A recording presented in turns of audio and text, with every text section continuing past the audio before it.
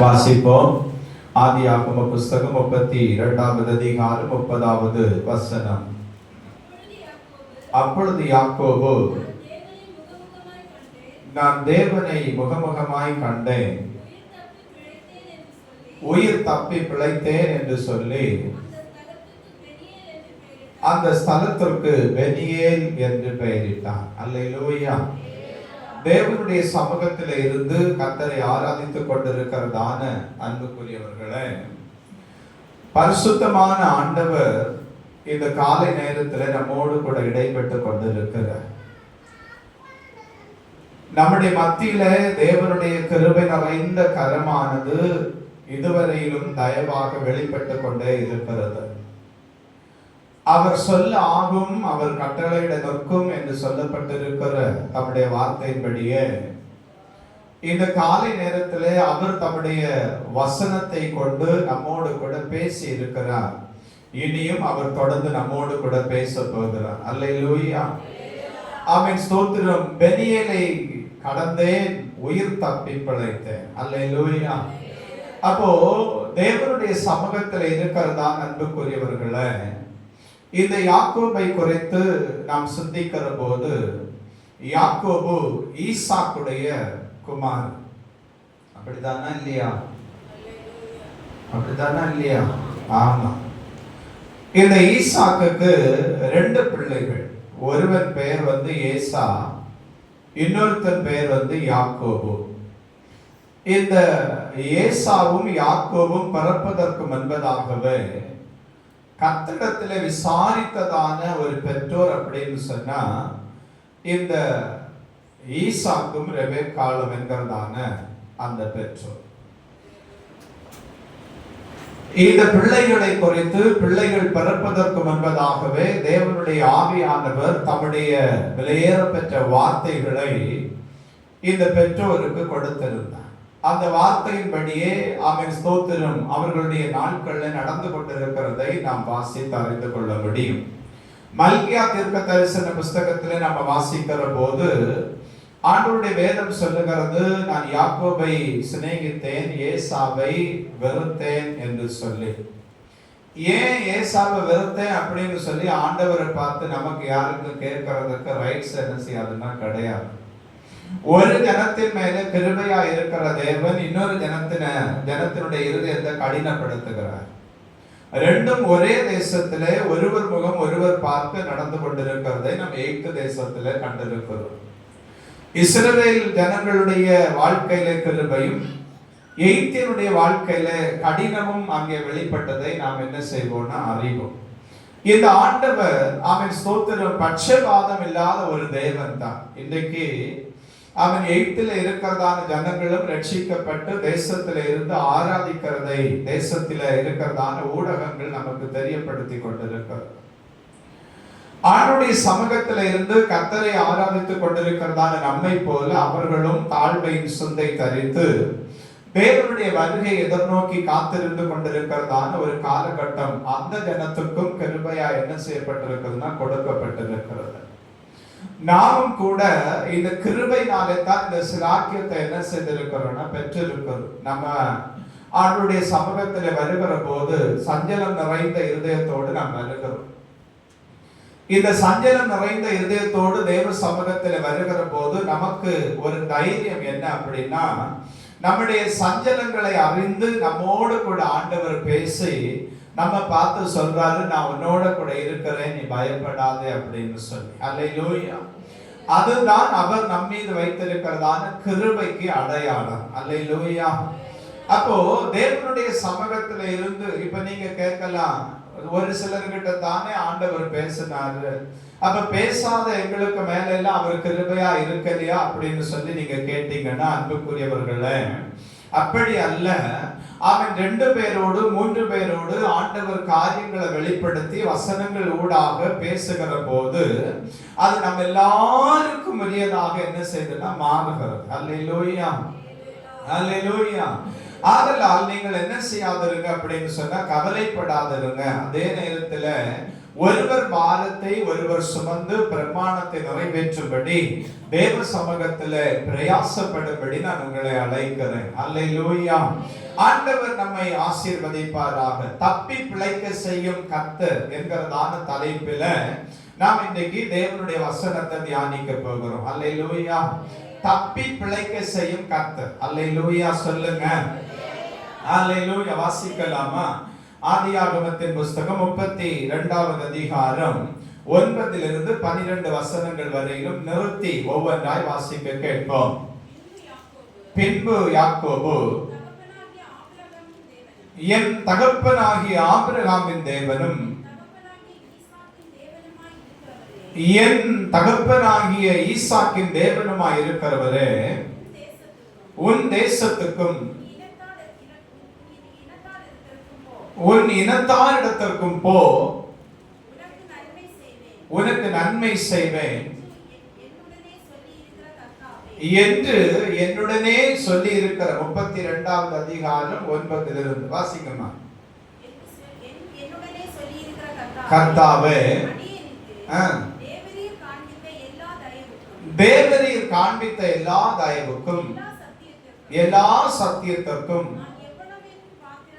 நான் எவ்வளவேனும் பாத்திரன் அல்ல.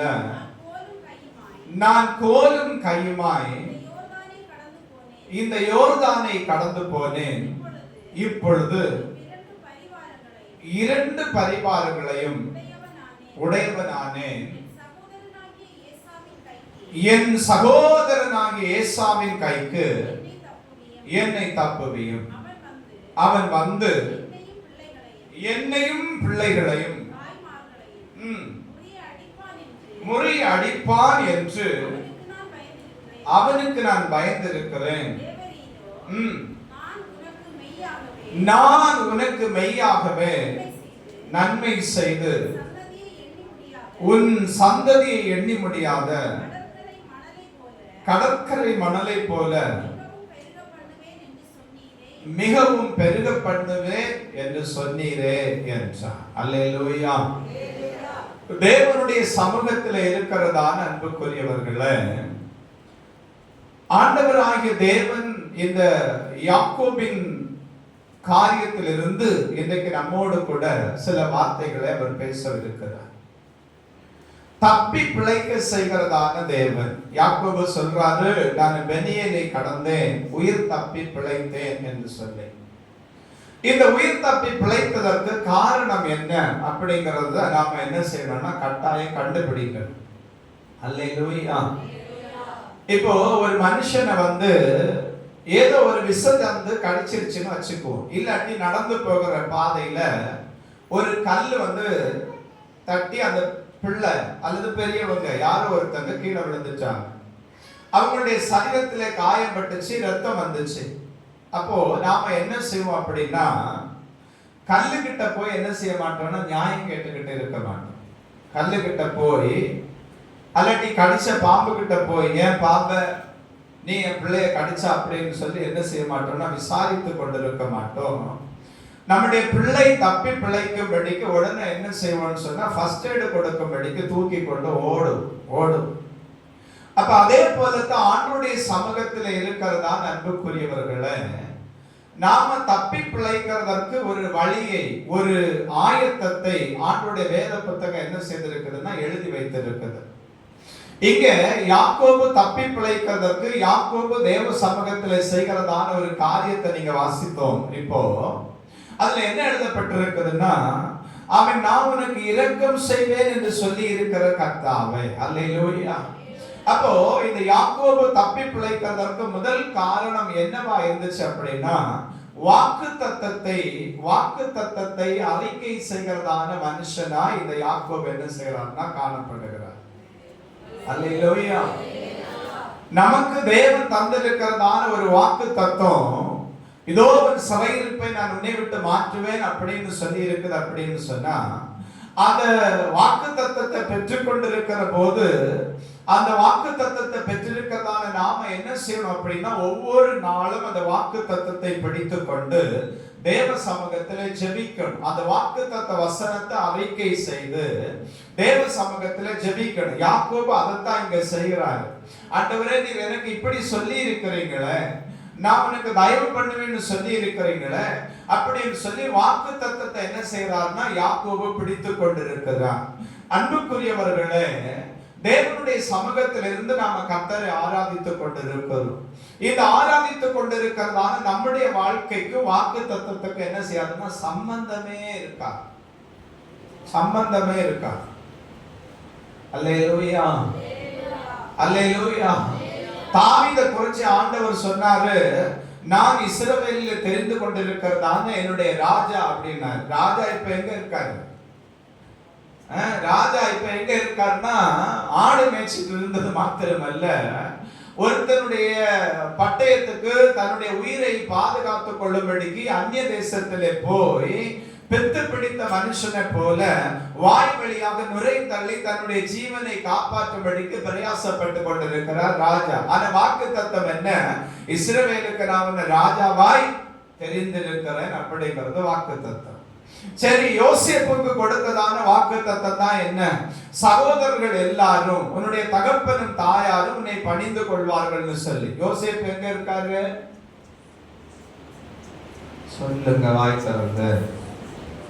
யோசேப்பு எங்க இருக்காரு? சிறைச்சாலையில இருக்காரு. சிறைச்சாலையில இருக்கிறது கூட பிரச்சனை இல்லை, வஸ்திரம் இல்லாம நின்று கொண்டிருக்கிறார். வஸ்திரம் இல்லாம நின்று கொண்டிருக்கிறார். அதுவும் அவன் சோதனை எந்த வீட்டுல அடிமையாய் போய் வேலை செய்து கொண்டிருக்கிறாரோ அந்த வீட்டுல இருக்கிறதான அந்த சிறையானவள யோசேப்புடைய வஸ்திரத்தை பிடிச்சு வச்சிருச்சு. பிடிச்சு வச்சுட்டு அவன் போத்திபாரிடத்துல பொய் சொல்லுறது, நீர் நம்மிடத்துல சரசம் நம்மிடத்துல வாழும்படி கூட்டி கொண்டு வந்ததான அந்த மனுஷன், எபிரேய மனுஷன் இருக்கிறானே, அவன் என்னிடத்துல தவறு செய்யும்படிக்கு கடந்து வந்தான், நான் அவனுடைய வஸ்திரத்தை பறித்து கொண்டேன் அப்படின்னு சொல்லி தன்னுடைய புருஷனாரிடத்துல பொய்யான குற்றச்சாட்டை என்ன செய்ததுன்னா யோசேப்பின் பேர்ல செலுத்துது. அப்போ வாக்கு தத்தத்தை பெற்றுக் கொண்டிருக்கிறதான கர்த்தருடைய பிள்ளைகளாக நீங்க இருந்தீங்கன்னா உங்களுக்கும் சரி எனக்கும் சரி, இன்றைக்கு இந்த பிரசங்கத்தை கேட்கிற எத்தனை பேர் உண்டோ அத்தனை லட்சங்களுக்கும் சரி ஒரு உபத்திரவும் கட்டாயம் உண்டு. பிரைஸ் தி லார்ட், அல்லேலூயா. கர்த்தர் வாக்கு தத்தத்தை உங்களுக்கு தந்துட்டுவாரு, அப்படியே உங்களை பஞ்சுமத்தையில தூக்கி தாளாட்டுவாரு அப்படின்னு சொன்னாங்கன்னா நீங்க தயவு செய்து அதை நம்பிராதுங்க, தயவு செய்து அதை நம்பிராதுங்க. ஏனென்றால் ஆண்டவராகிய இயேசு கிறிஸ்துவை சொந்த இரட்சகராக ஏற்றுக்கொண்டு கர்த்தரை ஆராதிக்கிற அத்தனை பேருக்கும் உபத்திரவமும் பாடும் நிந்தையும் அவமானமும் பழி சொல்லும் உண்டு. அல்லேலூயா. இது ஒண்ணும் எனக்கு இருக்க கூடாது அப்படின்னு சொன்னா நம்மளாட்டே கொல்றதை தவிர வேற வழியும் கிடையாது. ஆனா அதுக்கு பின்னால ஒண்ணு உண்டு, யுகம் யுகமாக வேதனைப்படுகிறதான ஒரு அக்கினி கடலும் உண்டு. அப்படித்தானப்பா? அல்லேலூயா. ஒண்ணுமே எனக்கு வரக்கூடாது அப்படின்னு சொன்னா, இன்னும் நான் சுருங்க சொல்லுவேன்னு சொன்னா, நாம இருக்கும் தட்டி நம்முடைய நிழல் நம்ம பின்தொடர்ந்துகிட்டே இருக்கிறது போல கர்த்தரை உண்மையாக நேசித்து கர்த்தருடைய நாமத்தின் மகிமைக்காக ஆவியிலே ஆராதனை செய்கிறதான உங்களுக்கும் சரி எனக்கும் சரி ஒவ்வொரு நாளும் பாடுகளும் பிரச்சனைகளும் உண்டு. பச்சை மரத்துக்கே அந்த பாடுனா பட்டு போன மரத்துக்கு பாடு இல்லாம கிடையாது. அதனால அவன் ஸ்தோத்திரம். அப்ப இந்த பாடுகளுக்கு மத்தியில தான் நாங்க வாழணுமா அப்படின்னு கேட்டா, ஆமா, பாடுகளுக்கு மத்தியில தான் வாழணும். ஆனா இந்த பாடுகளின் மத்தியில அந்த பாடுகள் நம்மை வேதனைப்படுத்தாதபடி, நம்மை நெருக்கி கொண்டு விடாதபடி நமக்காக பிதாவின் வலது பாரிசத்திலே பரிந்து பேசுகிறதான தேவனுடைய துணை நமக்கு உண்டு. அல்லேலூயா. உண்மையாய் நம்மை நேசித்து நமக்காக ஆறுதல் சொல்லவும் நமக்காக ஜெபிக்கவும் தேவனுடைய ஜனங்களும் உண்டு. அதுதான் ஆவிக்குரிய வாழ்க்கை. பிரைஸ் தி லார்ட், அல்லேலூயா. அப்போ யாக்கோபு தப்பி பிழைக்கிறதுக்கு முதல் காரணம் என்ன அப்படின்னு சொன்னா, இந்த யாக்கோபுடைய பிரயாண பாதையில வருகிறதான அந்த உபத்திரவத்தின் மத்தியில தப்பி பிழைக்கிறதுக்கு யாக்கோபு செய்த முதல் காரியம், அவன் வாக்கு தத்தத்தை அறிக்கை செய்கிற மனுஷனாய் இருந்தான். அல்லேலூயா. இப்போ கப்சா இந்த வருஷம் தந்த வாக்கு தத்தம் என்ன? அவனுக்கு நான் கூட இருக்கிறேன். அல்லேலூயா. அவ்வளவுதானா? நான் கூட இருக்கிறேன். சரி, இப்போ ஒரு கேள்வி, இப்போ பிள்ளைகிட்ட கேட்டது போல நம்மகிட்ட கேட்டா நமக்கு எத்தனை பேருக்கு இந்த வாக்கு தத்துவம் தெரியும்? ஒண்ணு.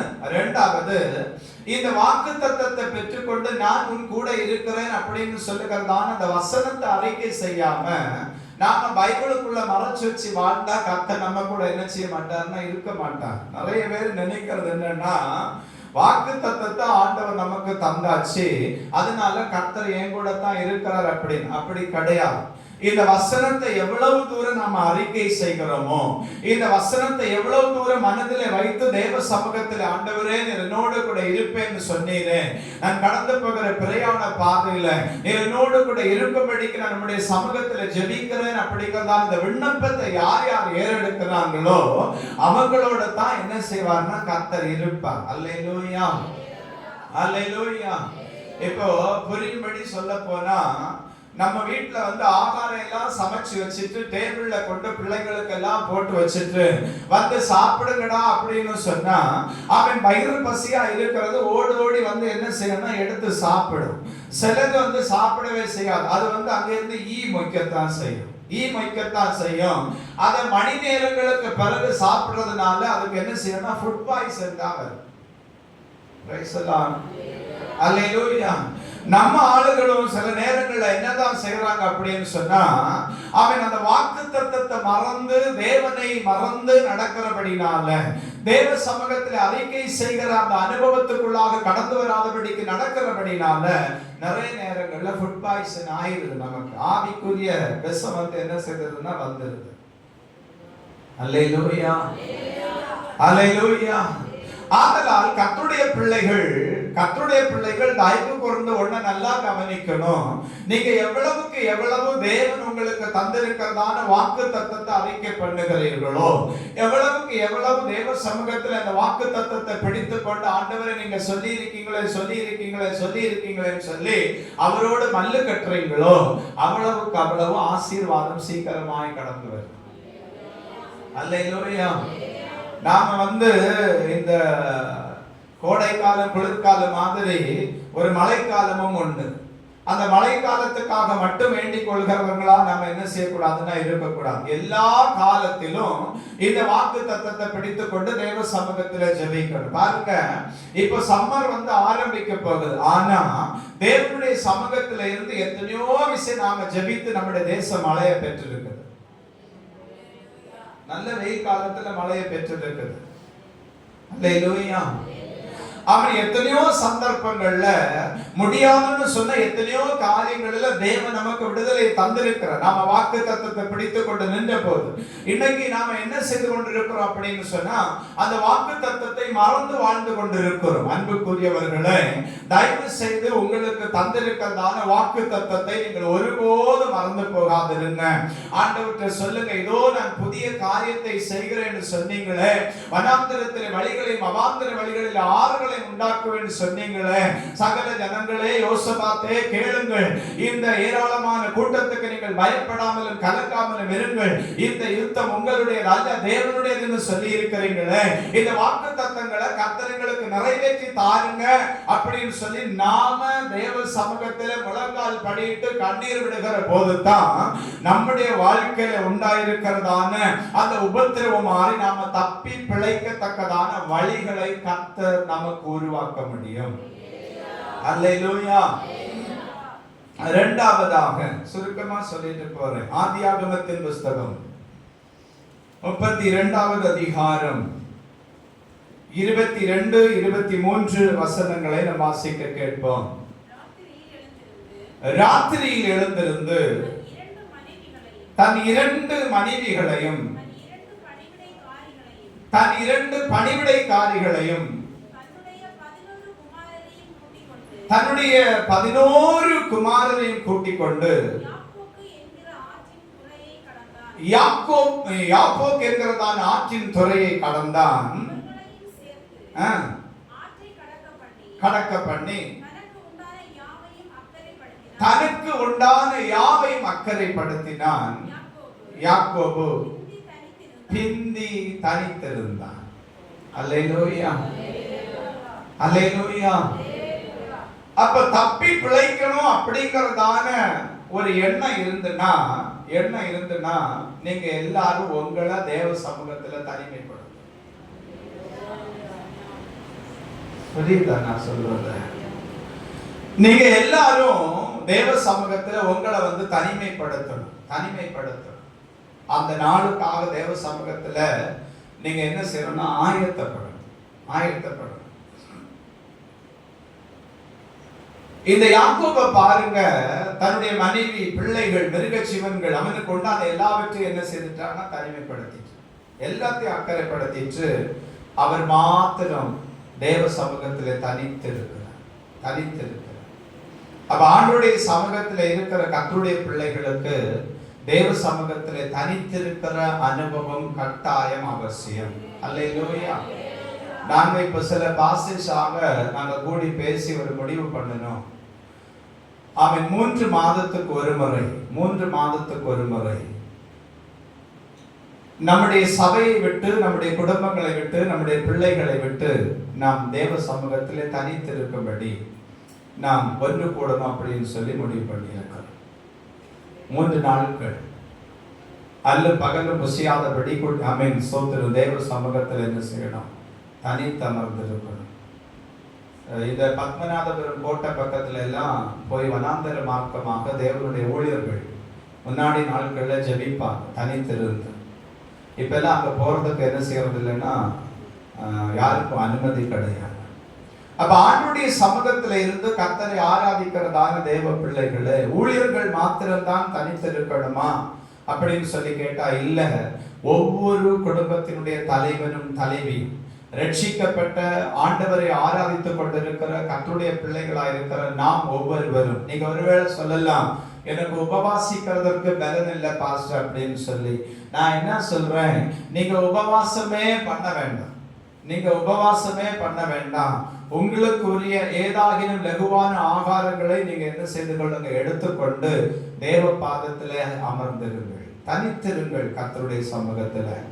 அந்த நேரத்துல பாருங்க, இந்த யாக்கோபு செய்ததான ஒரு காரியம் மிகவும் ஆச்சரியமான ஒரு காரியம்.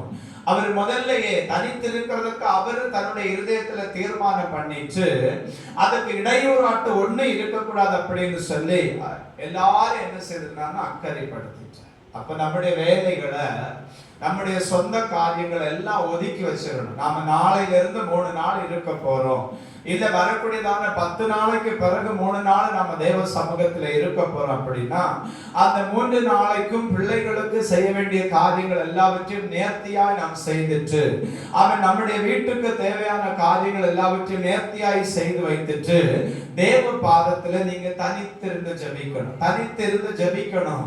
அதுல ஜெபிக்காம மாத்திரம் இருந்துடக்கூடாது. ஏன் தெரியுமா? நிறைய பேர் என்ன செய்யறாங்கன்னா, காத்திருக்கிறேன், நான் உபவாசம் பண்றேன் அப்படின்னு சொல்லிட்டு ஊர்பட்ட வேலையை தலைக்கு மேல ஏற்றி வச்சுட்டு அப்படியே மத்தியானம் சோர்ந்து போய் சுருண்டு அப்படியே படுத்துக்கிறீங்க. அந்த அனுபவம் என்ன செய்யக்கூடாதுன்னா ஆவிக்குரிய திருச்சபைக்கு இருக்கக்கூடாது. அப்படி இருந்துச்சுன்னா அது தனித்திருப்பு அல்ல, அது காத்திருப்பும் அல்ல, அது கர்த்தரோடு இசைந்து இருக்கிறதான நேரமும் அல்ல. ஆதலால் நீங்கள் பொறுமையோடு தேவ சமூகத்துல என்ன செய்யணும்னா இந்த காரியத்துல செயல்படணும். வாஷிங் மிஷின்ல தானே பாஸ்டர் எல்லாத்தையும் போட்டிருக்கிறேன், நான் எடுத்து காய போடுறேன், இந்த கதை கூட அங்க என்ன செய்யக்கூடாதுன்னா வரக்கூடாது. 3 நாள் துவைக்காம இருந்தா ஒண்ணு என்ன செய்யாதுன்னா கெட்டு போகாது. அல்லேலூயா. ஆதலால் தேவ சமூகத்தில் இருக்கிறதான அன்புக்குரியவர்களே, கட்டாயம் நாம என்ன செய்யணும்னா தேவ சமூகத்திலே தனித்திருந்து கர்த்தரை தேட வேண்டியது நம்முடைய அவசியமாயிருக்குது. நாம அப்படி தனித்திருந்து தேவனை தேடாத பட்சத்துல ஆண்டவர் நம்மளை என்ன செய்ய மாட்டார்னா ஆசீர்வதிக்க மாட்டார். நீங்க பாருங்க, ஆண்டவராக இயேசு கிறிஸ்து ஊழியம் செய்த நாட்களிலேயே அவர் ஜனங்கள் எல்லாரையும் தூரப்படுத்திட்டு பிந்தி தனிமையா இருப்பார். வாசிக்கலாமா? மத்தேயு சுவிசேஷம் 14வது அதிகாரம் 23வது வசனத்தை வாசிங்களேன். மத்தேயு சுவிசேஷம் 14வது அதிகாரம் அதனுடைய 23வது வசனம். 14வது அதிகாரம் 23வது வசனம். அவர் ஜனங்களை அனுப்பிவிட்ட பின்பு தனித்து ஜெபம் பண்ண ஒரு மலையின் மேல் ஏறி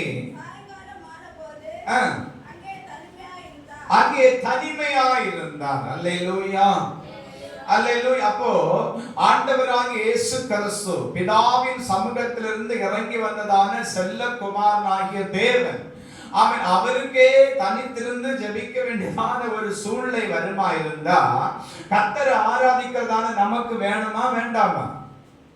நமக்கு வேணுமா வேண்டாமா? நாம பிள்ளைகளை பார்க்கணும், அதை பார்க்கணும், இதை பார்க்கணும்னு சொல்லிட்டே தான் இருக்கிறோமே தவிர என்னைக்காவது பிள்ளைகளுடைய ஆத்மாவை பார்க்கணும்னு சொல்லி நாம நினைச்சிருக்கோமா? புரியலையோ? பிள்ளைகளுக்குரிய காரியங்கள் எல்லாம் பார்க்கணும்னு சொல்லி ஓடி ஓடி பிரயாசப்பட்டு கொண்டிருக்கிறோமே. நம்முடைய பிள்ளைகளுடைய ஆத்மா ரட்சிப்பை பெற்றுக்கொண்டு தேவ சமூகத்தில் இருக்கிறத பார்க்கணும் அப்படிங்கிறதான கரிசனையோடு கூடிய இருதயம் நமக்குள்ள எத்தனை நாள் போகுது ஒரு வருஷத்துல? புரியலையா இன்னும்? அல்லேலூயா. அப்ப தனித்து இருக்கிறது எதற்காக அப்படின்னா தப்பி பிழைக்கிறதற்காக மாத்திரமல்ல, நம்முடைய குடும்பத்தை கிறிஸ்துவின் நாமத்தின் மகிமைக்காக ஆதாயமாக்கிக் கொள்ளும்படி. அல்லேலூயா. நம்முடைய தலைமுறைகளை கிறிஸ்துவின் நாமத்தின் மகிமைக்காக ஆதாயப்படுத்திக் கொள்ளும்படிக்கு, நம்முடைய தலைமுறைகள் கிறிஸ்துவின் போர் சேவகர்களாக நிற்கும்படிக்கு நமக்கு ஒரு தனித்திருப்பு கட்டாய அவசியம். அல்லேலூயா. அவன் தனித்திருந்த போது தான் அவன் ஸ்தோத்திர ஆசீர்வாதங்களை பெற்றுக்கொள்ள முடிந்தது.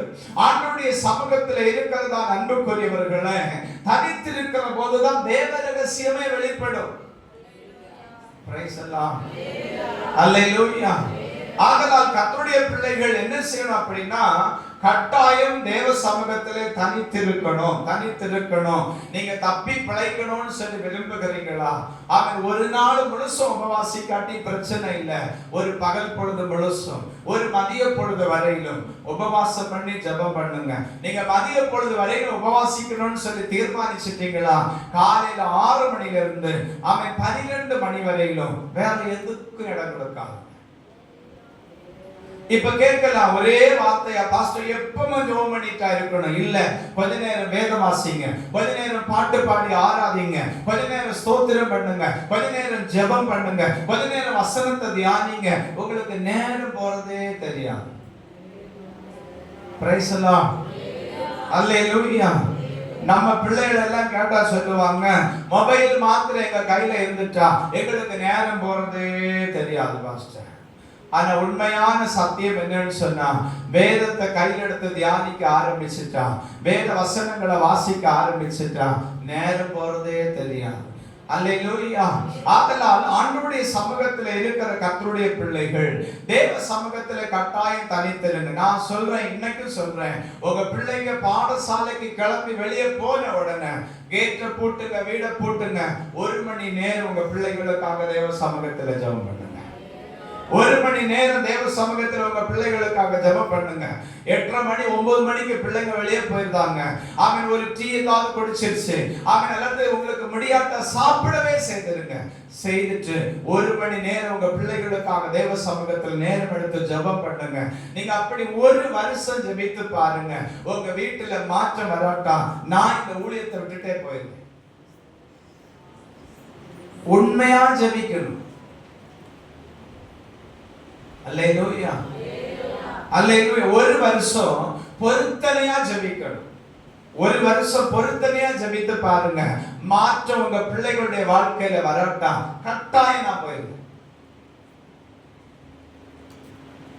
இப்படி கூட சொல்லியாச்சு. அல்லேலூயா. இன்னொரு காரியத்தை கூட வாசித்து நாம் நிறைவு செய்வோம். ஆதியாகமத்தின் புஸ்தகம் 32வது அதிகாரம் 24 இருந்து 28 வரை.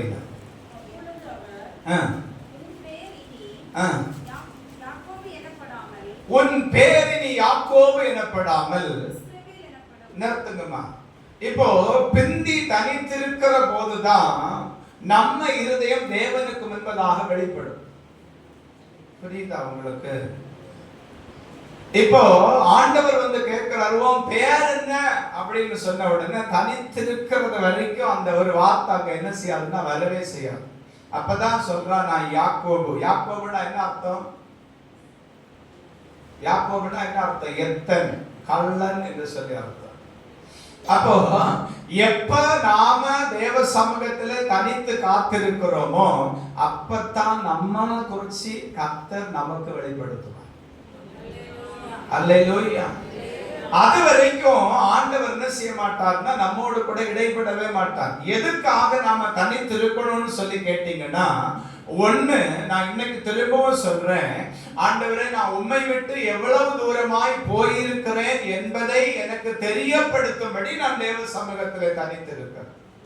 நான் வேதம் வாசிக்கிறதுல தூரம் போயிருக்கேனா, ஜெபம் பண்றதுல தூரம் போயிருக்கிறேனா, அல்லது பரிசுத்தமா வாழ்கிறதுல தூரம் போயிருக்கிறேனா, அல்லது கர்த்தருக்கு கொடுக்கிற காரியத்துல தூரம் போயிருக்கிறேனா, அல்லது சபை ஊழியத்தை ஆமென் ஸ்தோத்திரம் நேசித்து அந்த ஊழியத்துக்காக ஜெபிக்கிற காரியத்துல தூரம் போயிருக்கிறேனா, எதுல தூரம் போயிருக்கிற அப்படின்னு சொல்லி எனக்கு மார்க் போடுங்கன்னு சொல்லி கேட்கணும்னு சொன்னா நாம தனிமையா இருந்தா தான் முடியும்.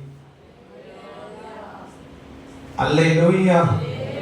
தனிமையா இருக்கணும். இரண்டாவது பாருங்க, அவன் ஸ்தோத்திரம் இந்த யாக்கோபை குறித்து நாம வாசிக்கிறோம். அவன் தேவனோடு கூட போராடினான். எதற்காக போராடினான் அப்படின்னா, ஒண்ணு வாக்குத்தத்தத்தை அறிக்கை செய்தான், ரெண்டு அவன் ஸ்தோத்திரம் அவன் தேவ சமூகத்துல தனித்திருந்தான், மூணாவது நீர் என்னை ஆசீர்வதித்தால் ஒழிய நான் உம்மை போக விடேன் என்று சொல்லி தேவனோடு கூட போராடினான். அப்ப தனித்து இருக்கும் போதுதான் கர்த்தரோட போராடவே முடியும். அல்லேலூயா. ஊரு கூடி செக்கு தள்ளுறது, தேர் இழுக்கிறது ஈஸி. தனியா வடம் பிடிச்சு இழுத்தாத்தான் தேருடைய கெப்பாசிட்டி என்னங்கிறதும் இழுக்கிறதான மனுஷனுடைய சரீரத்தின் பலன் என்னங்கிறது நமக்கு தெரியும். ஊரு கூடி இழுக்கும் போது நம்மளும் வடத்துல என்ன செய்திருக்கலாம், கை வச்சிருக்கலாம். ஆனா நம்முடைய தனித்தன்மையை வெளிப்படுத்தி நாம வடத்தை பிடிச்சிருக்கிறோமோ அப்படின்னு கேட்டா சத்தியமா இல்லை. யாரோ ஒருத்தர் இழுப்பாங்க, அந்த இழுக்கிற இடத்துல நாம இடையில போய் கையை பிடிச்சுக்குவோம். அவங்கள கூட சேர்ந்து நான் இங்க பட்டணம் பீச்சில் காலையில வந்து என்ன செய்வாங்கன்னா கரமடின்னு ஒரு வலை போடுவாங்க. போட்டுட்டு அந்த வலையை இழுப்பாங்க பாருங்க. அந்த வலையை இழுக்கும் போது நிறைய பேர் வந்து என்ன செய்வாங்கன்னா பிரயாசப்பட்டு இழுக்கிறவங்க உண்டு. நிறைய பேர் வலைக்கு மேல கை வச்சுட்டு இப்படி நடப்பாங்க, ஏலே ஐலஸ் அப்படின்னா. ஆனா அவனுக்கும் என்ன உண்டு அப்படின்னா, மீன் வந்துன்னா பங்கு உண்டு. ஆனா அவன் சரீரத்தினுடைய பலனை பிரயோஜனப்படுத்தி அந்த வலையை இழுத்தானா அப்படின்னு சொல்லி அவனுடைய மனசாட்சிக்கு கேட்டா உண்மையாகவே இல்லை. அப்ப தேவனுடைய சமூகத்துல இருந்து கர்த்தரை ஆராதிக்கிறதான அன்புக்குரியவர்களை நாம என்ன செய்யணும் அப்படின்னா, கட்டாயமாக தேவனோடு கூட போராடணும். எப்படி போராடணும்னு சொன்னா, ஒன்று வாக்குத்தத்தத்தை அறிக்கை செய்யணும், இரண்டாவது தனித்து இருக்கணும், மூணாவது நீர் என்னை ஆசீர்வதித்தால் வழியே நான் உம்மை விட்டு போக மாட்டேன். அதுக்கு சில நேரம் ஒரு நாள் ஆகலாம், சில நேரம் 2 நாள் ஆகலாம், சில நேரம் 3 நாள் ஆகலாம், சில நேரம் 21 நாட்களும் ஆகலாம், சில நேரம் 40 நாட்களும் ஆகலாம். அல்லேலூயா. ஏன்னா நீங்க தானியேல்ல வாசித்தீங்கன்னா, தானியேல் 21 நாட்கள் உபவாசிக்கும்படிக்கு தேவ சமூகத்தில் அமர்ந்த உடனே தானியேலுக்கு பதில் வந்து என்ன செய்துச்சுன்னா, மேல இருந்து கட்டளை புறப்பட்டாயிற்று. அப்போ அந்த பதில் வந்து யாருக்கு கரத்துல வந்து கிடைக்கல அப்படின்னா, தானியேலுடைய கரத்துல வந்து கிடைக்கல. ஏன் கிடைக்கலன்னு பாத்தீங்கன்னா, பாபிலோன் தேசத்துல இருக்கிறதான அந்தகாரம், அந்த பாபிலோனிய ஆவி தானியேலுடைய விண்ணப்பத்தினுடைய பதிலை தடை பண்ணி போராடி கொண்டிருக்கிறது. அப்ப அதை வீழ்த்தி போடும்படிக்கு ஆண்டவர் மிகாவேல் அப்படிங்கிறதான ஒரு தூதனை அங்கே அனுப்ப வேண்டியதான கட்டாயம் வந்துச்சு. அல்லேலூயா. நாம வந்து அதாவது நான் இன்னைக்கும் சுருங்க சொல்லி விடுறேன் உங்களுக்கு, நீங்க தனிமையா இருந்தா சத்தம் போட்டு தேவ சமூகத்துல ஆள முடியும். பிள்ளைகளோட இருந்தா, அண்ணன்மார்களோட இருந்தா ஆள முடியாது. நல்ல ஆவிக்குரிய பிள்ளைகள், ஆவிக்குரிய அண்ணன்மாருன்னா அழல, அவட பிரச்சனை இல்லை. நம்ம ஆளுங்க கொஞ்ச நேரம் ஆவியில இருப்பாங்க, கொஞ்ச நேரம் மாமிசத்துல இருப்பாங்க. எப்ப மாமிசத்துல இருக்காங்கன்னு தெரியாது, எப்ப ஆவிக்குள்ள போறாங்கன்னு தெரியாது. நம்ம இடப்பட்டவங்களா இருந்து கொண்டு அவன் சோத்திர ஒருளுக்கு ஒரு பக்கம் இடி மத்தளத்துக்கு 2 பக்கம் இடிங்கிற மாதிரியாக நம்ம ஆவிக்குரிய ஜீவனம் ஓடிட்டு இருக்குது. அதனால தான் நான் சொல்றேன், இவங்களை எல்லாரையும் கொஞ்சம் தனிமைப்படுத்திட்டு தேவ சமூகத்திலே போராடுங்க. தேவ சமூகத்திலே போராடுகிற பழக்கம் உங்களுக்குள்ள உருவாக்கி கொள்ளுங்க. நீங்க அப்படி பழக்கப்பட்டு விட்டீர்கள், ஆனா நிச்சயமாகவே தப்பி பிழைக்கும்படிக்கு கர்த்தர் உங்களுக்கு உதவி செய்வார். அல்லேலூயா. நான் ஒரு சம்பவத்தை சொல்லி நான் முடிக்கிறேன். வேதாகம கல்லூரியில நாங்க படித்துக் கொண்டிருந்த போது 2004ஆம் ஆண்டு நான் வேதாகம கல்லூரியில படித்துக் கொண்டிருந்த போது ஒரு பிரச்சனை ஏற்பட்டுச்சு. அப்ப அந்த பிரச்சனையின் முகாந்தரம் நாங்கள் தேவ சமூகத்தில் உபவாசிக்க தொடங்கினோம். காலையில இருந்து உபவாசிக்க தொடங்கினோம். மதியம் 12:30 ஆன உடனே கொஞ்சம் பிள்ளைங்க என்ன செய்துட்டாங்கன்னா எழும்பிட்டாங்க. எழுப்பி மதிய சாப்பாட்டுக்கு போயிட்டாங்க. எங்களால முடியல அப்படின்னு சொல்லி போயிட்டாங்க. இன்னும் கொஞ்சம் பிள்ளைங்க என்ன செய்வாங்கன்னா 3 மணி ஆனோம்னா குக்கையாவை எதிர்பார்த்து தேடிட்டே இருந்தாங்க. குக்கையா வந்து என்ன செய்வாங்கன்னா டீ போட்டு தருவாங்க, ஏதாவது ஸ்நாக்ஸ் தருவாங்க அப்படின்னு சொல்லி குக்கையாவை தேடிட்டு இருந்தாங்க. ஒண்ணு இல்லாம கொஞ்சம் என்ன ஒண்ணு பாருங்க, அது சொல்லிச்சு, எங்களுக்கு பதில் கிடைக்கிற வரைக்கும் நாங்க அந்த சமூகத்தை விட்டு எழும்ப மாட்டோம். எனக்கு இன்னைக்கு ஞாபகம் இருக்குது, நான் கடந்த மாதத்துல வேதாகம கல்லூரிக்கு போயிருந்த போது நான் அமர்ந்திருந்த ஜெபித்த இடத்தை பார்த்தப்ப என்னுடைய ஆவிக்குள்ள ஒரு பெரிய சந்தோஷம். அல்லேலூயா. நான் தேவ சமூகத்தில் 3 ஆண்டுகள் அமர்ந்திருந்த ஜெபித்ததான ஒரு இடம் உண்டு. அந்த இடத்துல போய் நின்று ஆண்டவருக்கு சொன்னேன், ஆண்டவரே உமக்கு நன்றி அப்படின்னு சொல்லி. அல்லேலூயா. ஏனென்றால் இதுவரையிலும் நீ நடத்தினீர். நான் ஆண்டவருடைய சமூகத்துல காலையில உட்கார தொடங்கி இருக்கிற 8 மணி நேரம் தேவ சமூகத்துல விடாப்பிடியா உட்கார்ந்து இருக்கிறேன். ஆண்டவர்கிட்ட சொன்னேன், நானு ஆமென் சூத்திர எனக்கு வாக்குத்தத்தம் தந்துட்டு ஏமாத்துற வேலையெல்லாம் நீ செய்யக்கூடாது. தந்திருக்கிற வாக்குத்தத்தத்துக்கு அவன் பதில் செய்கிறத நான் என் கண்ணனால பார்க்கறது வரைக்கும் எழும்ப மாட்டேன். அல்லேலூயா. இப்ப நான் உங்களுக்கு திரும்பவும் சொல்றேன், நிறைய வாக்குத்தத்தங்கள் ஆண்டவர் உங்களுக்கு அள்ளி தந்திருக்கிறார். மனதுருக்கத்தின் தெய்வம் அவர். இந்த வாக்கு தத்தத்தை எல்லாம் நீங்க ஆமென் ஸ்தோத்திர அனுபவித்தீங்களா அப்படின்னு சொல்லி கேட்டா எல்லாரும் சொல்ற ஒரு பதில் உண்டு, இல்ல பாஸ்டர், இல்ல பாஸ்டர், இல்ல பாஸ்டர் அப்படின்னு சொல்லி. இன்னைக்கு நான் உங்களுக்கு சொல்றேன், இனி நீங்க தேவ சமூகத்திலே தனிமைப்படுத்தி கொண்டு காத்திருக்கிற போது வாக்கு தத்தத்தை கேட்டு ஜெபிக்காதுங்க. பிரச்சனையிலிருந்து மாற்றம் உண்டாகும்படிக்கு தேவ சமூகத்துல விண்ணப்பம் பண்ணுங்க. ஆனா இந்த பிரச்சனையில கர்த்தர் என்ன சொல்ல போறேன்னு சொல்லி கேட்காதுங்க. இந்த பிரச்சனைக்கு முடிவை எனக்கு தெரியப்படுத்துங்கன்னு சொல்லி கேளுங்க. அல்லேலூயா, அல்லேலூயா. அப்படி நீங்கள் தனித்திருக்க தேவ சமூகத்தில் தேவனோடு கூட அவன் போராடினான். யாக்கோபு தேவனோடு கூட அவன் போராடி மேற்கொண்டான். ஆண்டவர் பாருங்க, அவன் சொல்றான், காலை சூரியன் உதயமாகிற நேரம் வருது, பொழுது விடுகிறது, என்ன விடு அப்படிங்கிறார் தூதன். அவன் சொல்றான், விடுற காரியத்தை கொஞ்சம் 2வது பேசுதான், என்ன ஆசீர்வதிச்சுட்டு போ. இதுதான் தப்பித்துக் கொள்ளத்தக்கதான ஒரே வழி. அல்லேலூயா. நம்ம 40 நிமிஷம் ஜெபிக்கிறதுக்கு 4000 நேரம் கண்ணு திறந்து பார்க்கிற ஆளுகளாக, 40 நிமிஷம் தேவ சமூகத்துல ஜெபிக்கிறதுக்கு 4000 நிமிஷம் கண்ணு திறந்து பார்ப்பான். கண்ணு திறந்து பார்க்கறதுக்கு இடையில அவன் சோத்துல அப்படியே ஜெப நிலையில இருந்து கொண்டே சொல்லிக்கிடுவோம் பிள்ளைகிட்ட, மக்களை அடுப்ப ஒண்ணு ஆஃப் பண்ணுங்க, அம்மா இப்ப வார 2 நிமிஷம் கூட பொறுத்துக்க, போன் அடிச்சது போல இருந்த அப்பா தானான்னு ஒண்ணு பாரு. இதெல்லாம் 45 நிமிஷம் ஜெபத்துல வந்துட்டு போறதாக்கும்.